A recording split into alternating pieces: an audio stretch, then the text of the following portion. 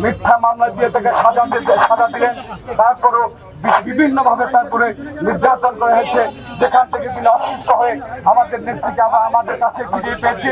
এখনো তিনি সুস্থ হন নাই। আমরা আপনাদের কাছে সকলের কাছে দোয়া চাইব, আল্লাহ তাকে ভালো করুক, আল্লাহ তাকে সুস্থ করুক এবং আমাদের নেত্রীর সুস্থ অবস্থা আমাদের মাঝে ফিরে আসুক। আজকে তারেক রহমান যদি তিনি গণতন্ত্রের পক্ষে এবং জনগণের পক্ষে না থাকতেন, তাহলে তাকে 17 বছর নির্বাসনে থাকতে হয় না। সমস্ত কিছুর মূলেই একটি ফ্যাসিস্ট সরকার দেশকে ধ্বংস করে দেওয়া, গণতন্ত্রকে ধ্বংস করা, একদলীয় শাসন ব্যবস্থা, সেই বাকশালের আদতে এই দেশ চালাতে চেয়েছিলেন বলেই আমাদের সেই নেতাকেও দীর্ঘ 17টি বছর দেশের বাইরে থাকতে হয়েছে, নির্বাসনে থাকতে হয়েছে, তার বিরুদ্ধে মিথ্যা মামলা হয়েছে।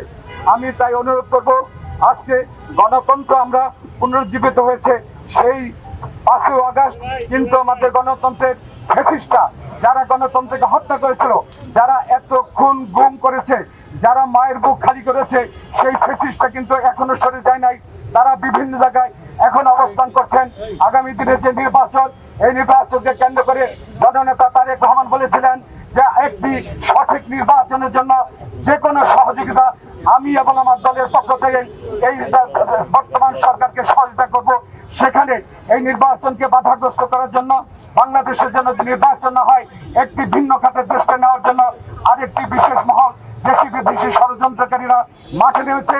তাই আজকে যেমন ঐক্যবদ্ধভাবে তারেক রহমানের নেতৃত্বে শেখ হাসিনা পালিয়ে যেতে বাধ্য হয়েছে, তেমন করে আজকে আগামী নির্বাচন না হওয়া পর্যন্ত আমাদের সেই ঐক্যের দৃঢ়তা রক্ষা করে স্বৈরাচারী ফ্যাসিস্টের যারা এখানে আছে তাদেরকে আমরা মূল বিষয় থেকে আমরা উৎখাত করব এবং অফিস আদালতে অনেক ফ্যাসিস্ট বসে আছে, তাদেরকে চিহ্নিত করে তাদেরকে আইনের হাতে আমাদেরকে তুলে দিতে হবে। তাই নির্বাচন পর্যন্ত আমাদের সংগ্রাম, আমাদের আন্দোলন অব্যাহত থাকবে।